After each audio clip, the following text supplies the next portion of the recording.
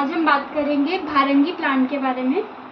ये द्रव्य गुण का जो पेपर सेकंड है उसका 10वां नंबर का प्लांट है, 10th नंबर का ये प्लांट है। इसके बॉटनिकल नेम के बारे में, फैमिली के बारे में, इसका पर्याय क्या क्या है, रसपंचक, कर्म, आम्लिक प्रयोग इसके क्या हैं, विशिष्ट योग किन किन फॉर्मुलेशन में ये यूज होता है, और यहाँ पर ये प्रयोज्यांग है तो इसका कौन सा पार्ट यूज करते हैं उसके बारे में हम बात करेंगे, और इसकी मात्रा क्या होती है, और केमिकल कंस्टिट्यूएंट, सीसी से यहाँ पर केमिकल कंस्टिट्यूएंट को लेना है।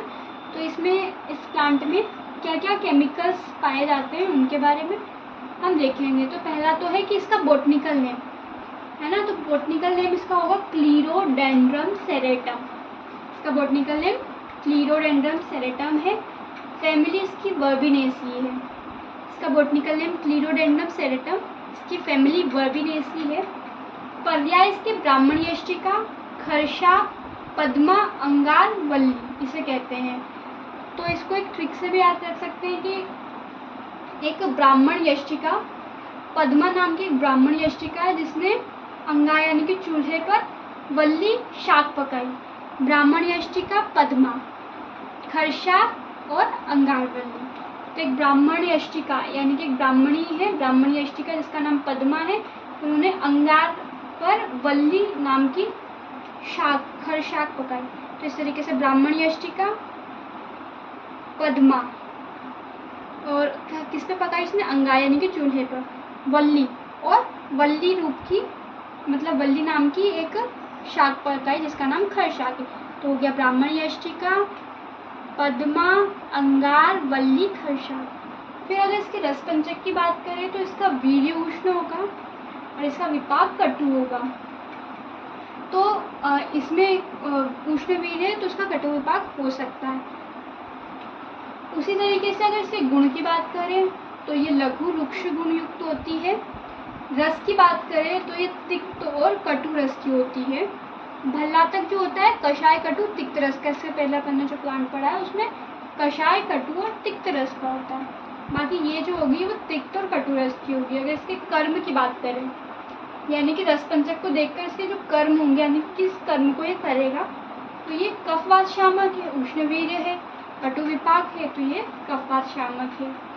और इसका आम्लिक प्रयोग अगर उसकी बात करें किन किन रूप में और किन किन व्याधियों में हम इसका प्रयोग कर सकते हैं, तो इसके पत्तियों का लेप लगाएं अगर व्रण यानी कि जहाँ पर घाव हुए हैं, तो ये व्रण जो पके नहीं है ना, तो व्रण का पाचन करने में ये काम आती है। इसलिए इसका ये इम्पोर्टेंट पॉइंट है कि भारंगी जो है उसका कौन सा पार्ट है, व्रण का पाचन करता है, या फिर भारंगी व्रण का किस तरीके से व्रण पर कार्य करती है। तो भारंगी जो है उसके पत्तों का लेप करते हैं और वो व्रण का पाचन करती है यानी कि उसको पकाती है ताकि वो जल्दी से हील हो, वुंड हीलिंग में हेल्प करती है विद द हेल्प ऑफ व्रण पाचन। फिर ये दीपन पाचन और अनुलोमन करती है। इस कारण से ये पाचन तंत्र को भी मजबूती देती है। पाचन तंत्र संबंधित विकार में भी ये लाभकारी होती है। फिर उष्णवीर्य होने के कारण, कटु विपाक के होने के कारण ये कफग्न है, कासहर है, इसीलिए ये श्वास व्याधि हो गई किसी को, श्वसन तंत्र यानी कि रेस्पिरेटरी ट्रैक्ट से रिलेटेड, रेस्पिरेटरी सिस्टम से रिलेटेड अगर कोई डिसीज हुई है, कफिंग की प्रॉब्लम है, प्रतिशय, राइनाइटिस की अगर समस्या है, तो उसमें भी ये भारंगी का प्रयोग किया जाता है। अगर भारंगी का कौन सा फॉर्मुलेशन से तो जिनका यूज़ किया जाता है, तो विशिष्ट योग भारंगी गुड़ है, भारंगी क्वाथ है और भारंगी अवलेह। भारंगी गुड़, भारंगी क्वाथ, भारंगी अवलेह। और इसका कौन सा पार्ट यूज़ किया जाता है, प्रयोज्यांग यानी कि इसका कौन सा पार्ट इसका यूज़ करते हैं, तो इसका मूल यानी कि रूट्स यूज़ करते हैं। मात्रा अगर बात करें तो 3 से 6 ग्राम की होती है।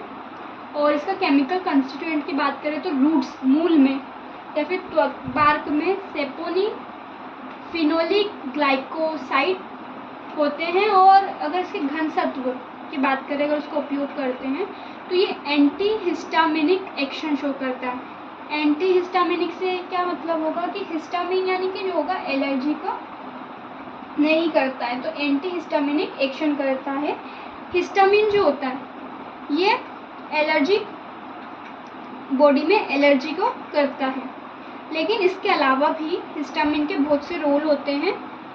जैसे कि हिस्टामिन जो है, हिस्टामिन स्लीप वेक साइकिल को रेगुलेट करता है। हिस्टामिन क्या करता है? स्लीप वेक साइकिल को रेगुलेट करने का काम भी करता है, और इसके कुछ दूसरे कॉग्निटिव फंक्शन भी होते हैं। कॉग्निटिव फंक्शन भी इसके होते हैं। तो इस तरीके से हम देख सकते हैं कि हिस्टामिन का कुछ और भी काम होता है अदर देन एलर्जी। तो अगर स्लीप वेक साइकिल में डिस्टर्बेंस है, कॉग्निटिव फंक्शन सही से नहीं हो रहे, तो ये उसको भी as a anti histaminic action show करके हेल्प करता है इन चीज़ों को बैलेंस करने में। तो इस तरीके से आज हमने भालंगी प्लांट देखा।